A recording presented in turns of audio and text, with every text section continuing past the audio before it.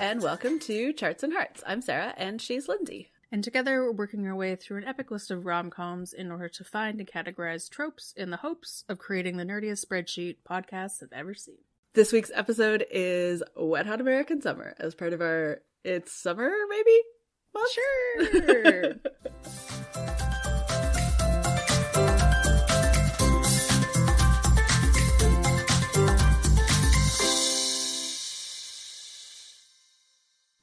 Yes. Yeah, Wet Hot American Summer is an experience. Uh-huh. Had you seen this movie before? I had not seen this movie before, and like it doesn't surprise me. It's not my kind of Yes, fair comedy. enough. It's very like embarrassing humor, which Lindsay hates. Mm-hmm. I had seen it, but like when it came out, and hadn't really seen it then, and really all I remembered is like bits and pieces, lots of making out, and then the like gay wedding by the lake, and then the very end, like the space thing landing on the ship. You would. But like I didn't remember that there's basically not really like a single storyline. No, it's not. Yeah, it's like it's one of those things of like, if this movie wasn't weird and over the top, like not like that seems like a weird way to say it, but it still is. Yeah, it is a perfect encapsulation of camp. Yes, and also like the last day of camp when nobody cares about anything. Yeah, it's very much the heightened last day of thing. Yeah, so like that part I get with, and like obviously I didn't go to, I just went to weekly camp, but it was still kind of, and I also went in the 90s when safety was more of a priority. Yeah, but it definitely was like, this is the 80s. Nobody gives a shit about anything. And it's a 2001 movie looking back at the 80s. So it's like, yeah, so it was even more exaggerated. It's very much not serious. So it's pretty much a day in the life of the last day of this summer camp. So it's all the staff mostly. There are some of the kids are in it, but they're just like there for the most part. They're barely even have names. So it's mostly all the staff, the counselors, all the like adults. And for the most part, they're played by 30 to 45-year-olds. Yeah. Like Janine Garofalo was playing the camp director, and other counselors were like Paul Rudd and Molly Shannon. Yeah, she was meant to be older. Like she said she was 35. So yeah, she was like the weird older counselor, but all the other counselors, or she was like the arts and craft instructor, but like the cabin counselors were all supposed to be like 20 or maybe. And no, the what's her face from Mighty Ducks says she's 16. Oh my gosh. Yeah. Yeah. So. But they were all like, none of them were under 30, I don't think. No.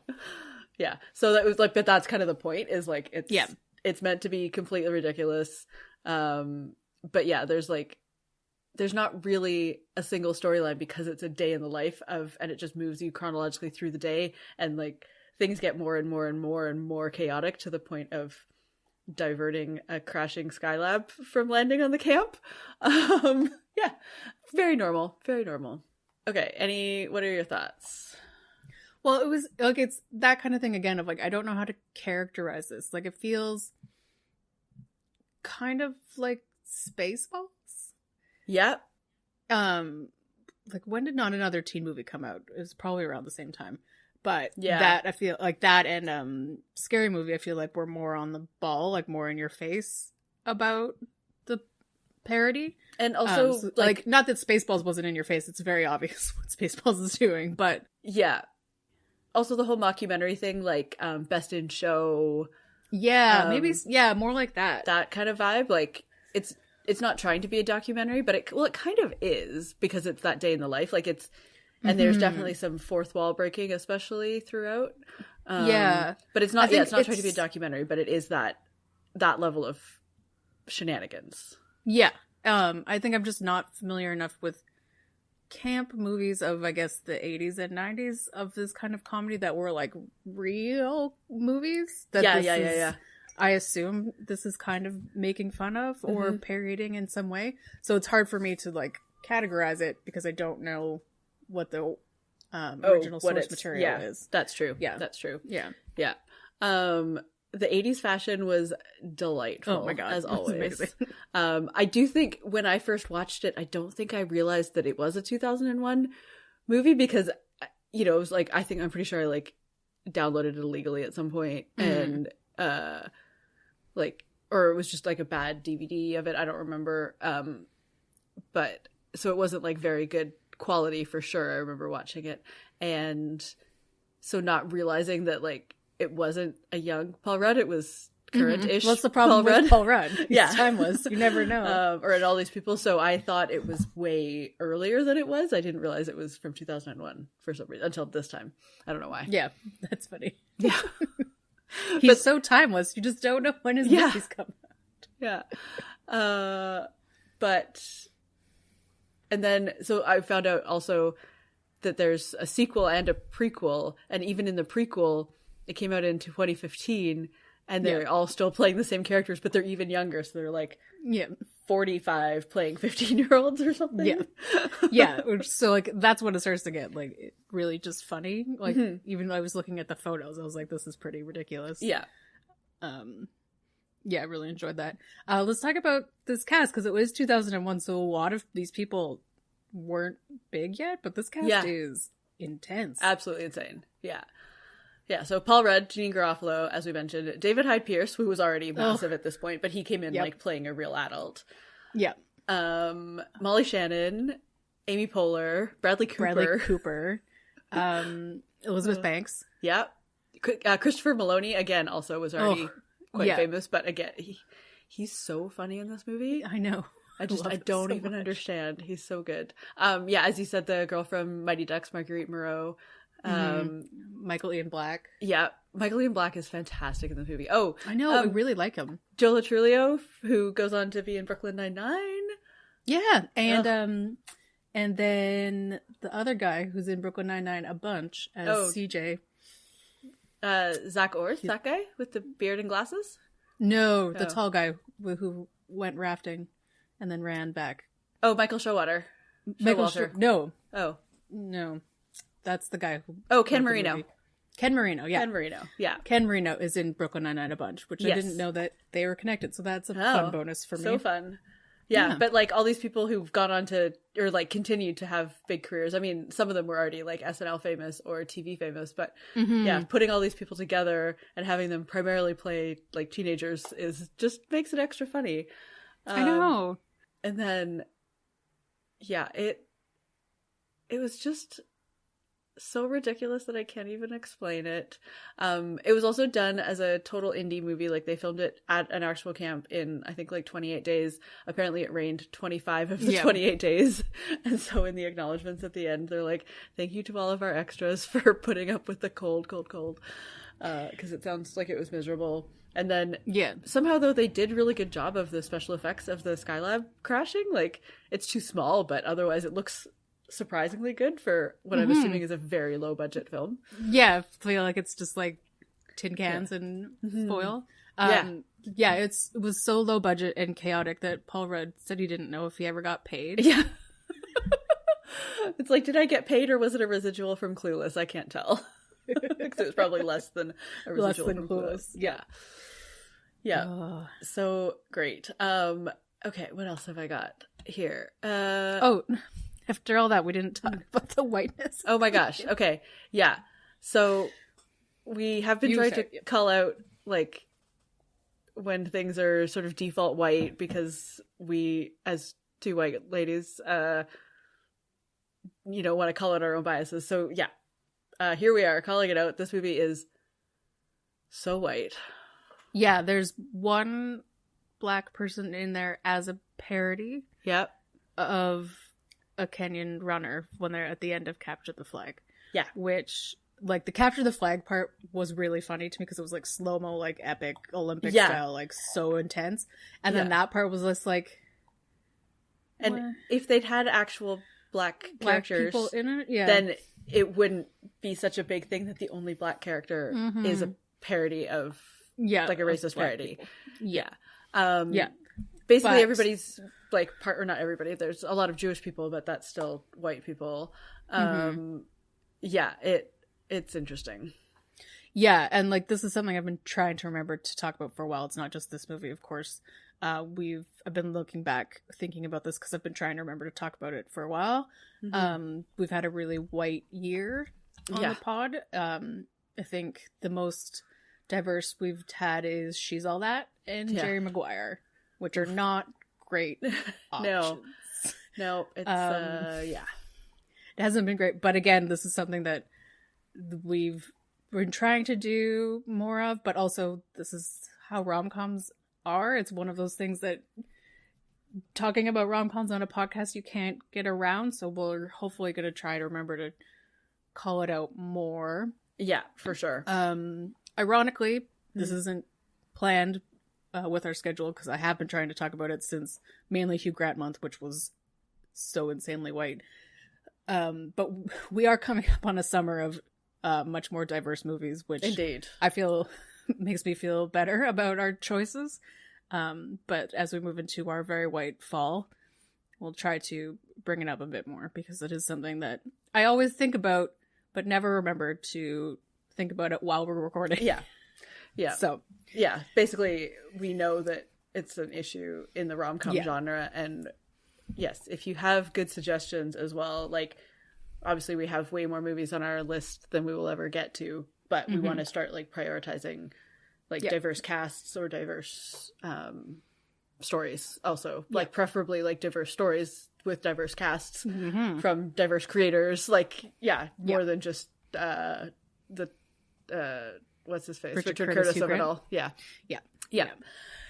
So anyways, that's us. Okay, so the overarching theme of this is camp counselors run around and try to make out with all the people that they didn't manage to hook up with all summer, and like fully making out in front of all their kids, like other campers.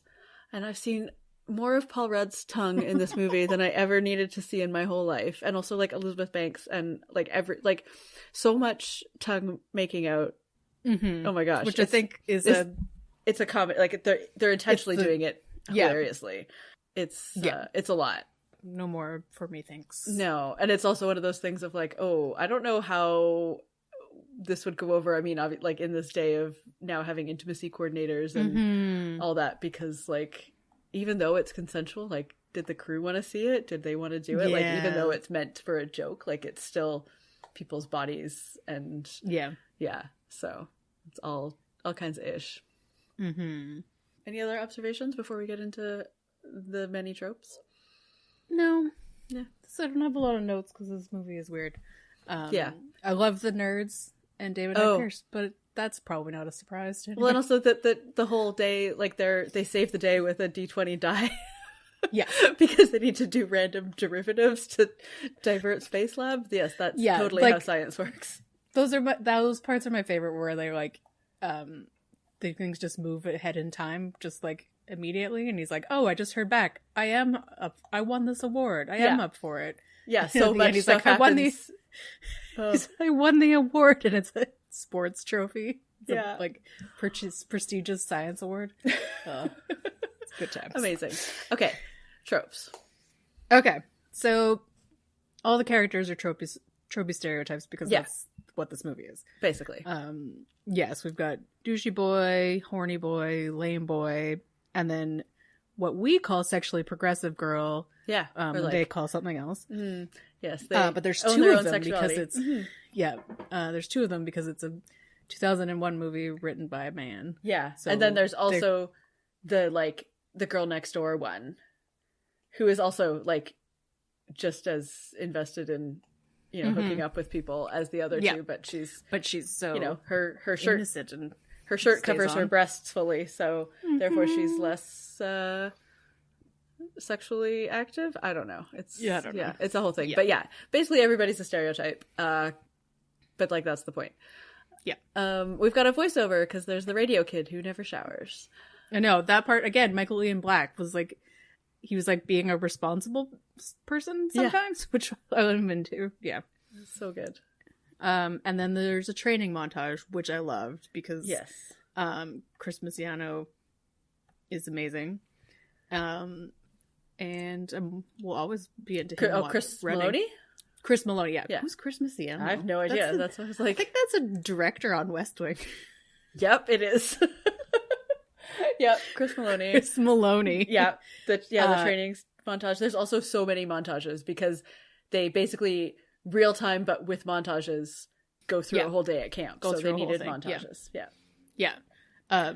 He's like, I'll train you to be cool or whatever, and they do a lot of running, and then they also do a lot of dancing for reasons, which I love. So I'm into that. Well, and the whole thing with the dancing is that it all ends with the camp talent show at the end, produced by Bradley Cooper and Amy Poehler, who are amazing. Yeah. Amy Poehler's hair in this is I know. It's a miracle. So incredible.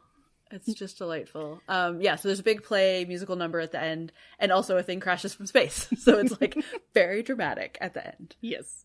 And then the lame guy changes himself, of course. And so then the girl next door gives him a big declaration of love, which she then, of course, changes her mind the next day. But still, there is a big declaration of love at the end. I mean, it's camp love, not real love. Of course. And there's so many inverted tropes. The main one I thought of like, it's this guy running through, like, dramatically back to camp to have this, like, big romantic moment, except it's not romantic because he's just going to have sex. And also she turns him down because she's hooked up with somebody else, and he's, like, been beaten up and in a car accident. So the big dramatic run, but it's anticlimactic. You assume, so when they find out that Ben and McKinley are, like, getting fake married in the bushes, and that his buddies, McKinley's, like, dude bro buddies see them, and you assume that they're gonna, like, have a homophobic freak out, but they're, like, so happy for them. So, like, I think they find out and they're like, we have to do something, and then the next minute or whatever, they're in the cafeteria and they're like, we heard about what happened, and here you go, and they buy them a chaise lounge. I know. Like, those are the kinds of things of just, like, so absurdist you could never predict what was about to happen kind of moments. Like, and it's really it almost feels like a series of sketches that are linked together. Like, this could have been on, like, a sketch comedy show, not necessarily SNL, because I think it's, like, not really SNL, but I don't know, like, some sort of, but like Amy Poehler was in that whole, like, improv group for, like, I think, like the entire 90s so I think, like, if you think about, I think it's the Groundlings, so, like, stuff like that of, like, we're at a summer camp and you find out that your best friend is gay and getting married in the woods. What do? Like, so it could have very well have been an improv situation sketches that they wrote down and, like, made a big box to chaise lounge on it. So I was into that. That was really funny, especially because I thought it was going to break bad because it was 2001 and I didn't know how this movie was going to go. Exactly. But so lots of unexpected twists, which was hilarious. Linz, does this pass the Bechdel test? Yes. Like, there's definitely, like, technical passes. Jeannie Garofalo asking the nurse where she could learn about physics, which she is asking to impress a boy, but she is asking about how she can learn the... But then he asks about how to learn about how to be a camp counselor, and it's so cute. And then they go to the bookstore, and there's a sign that says astrophysics bookshelf, and then there's a sign that says camp managers or camp directors. Yeah, like, because that's an entire bookshelf worth indeed in this tiny town. But there's so they talk about sort of camp things, like running, like, just the generic camp work stuff. So but they're like, it's a very male centric movie. And then the women are not great, really represented. No, other than Amy Poehler's awesome hair. Okay, let's make a pie. I could barely think of anything. So there's things that I didn't want to put in the pie. That's also fair. Like Paul Rudd's tongue. Does not belong in a pie. I don't want it other than it can only be in his mouth, please. Yes. Or other consenting adults, but I don't want to see it. And then like kids dying. That's the thing that happens in this movie. Or there's also a weird thing where I think Molly Shannon's character, who's 35, like hooks up with the 13-year-old camper. We just don't need to talk about it. No. So all I've got is sort of one that's like short shorts and tube socks. Oh my gosh, yes. because the shorts and like the ring tees, the very 80s fashion, but especially the short shorts and the tube socks are intense. Mm-hmm. Like 50%. Yeah, I was gonna say 80 because it's the 80s, but oh yeah, no, I think this one deserves more. But because then the other 50% of this movie is montages. Yeah, is montages, because it's basically a series of montages with skits in between. Yeah, like or sketches in between. Yeah, amazing. Okay, Lindsay, what's next for them? I don't know or care really. Yeah, like I'm invested. I kind of like Janine Garofalo and David Hyde Pierce. I'm kind of into that's that. True. Yeah. I don't think it'll go anywhere because it's it's hard to say because it's a one-day parody feelings of things, right? Yeah. So the only ones that I cared about were Ben and McKinley, because they'd obviously been together for a long time, the whole camp. Yeah, and nobody knew until the end, or like not nobody, but most people didn't know. And do I think they'll make it? Probably. I mean, it's the early 80s, so but okay, and then what's next for us? Oh, so things are about to get much bigger. Not that I didn't enjoy Summer Month. This was just a really weird movie. But we are celebrating July with Jane Austen, because why not? And then you must be thinking, but Lindsay, you just said you were going to have a diverse movie month, and Jane Austen is a white lady from the 1800s. Correct. We will be doing Bride and Prejudice, and then later in the month we'll be doing the new 2024 Hallmark Channel Sense and Sensibility, which I'm excited about because I haven't seen either of those. And also I didn't know it existed until Lindsay put it on the list. I knew there was like a 2007 one or something, but which we'll get to eventually. We're never going to run out of Austen. No, because they'll make them faster than we want to cover them. Yes, I'm very excited. For Summer Month on the Patreon we did Parent Trap, which was amazing. Highly recommend. So highly recommend that. And for July, for Jane Austen month, we are doing Jane Austen Book Club, which is also amazing. Hooray! So it's gonna be great. That brings us to the end of this episode. You can leave us a rating or a review wherever you get your podcasts, and you can find us on social media. We're at Charts and Hearts Podcast on Instagram, Facebook, Threads, and at Charts and Hearts on the other one. You can also head to our website, chartsandhearts.com, where you can submit your suggestions for rom-coms and tropes for us to add to the list. As we said, we are two white heterosexual women, elder millennials, so we've got a lot of white straight rom-coms on the list that we will cover, but we would like to sprinkle in some more diversity. Indeed. When we can. Or so please compare let us know. And contrast, etc. Yeah. But let us know your thoughts on this movie. What are your feelings and hopes and dreams about these campers? And in the meantime, well, I hope it's not jumbo shrimp, because I'm allergic to oxymorons.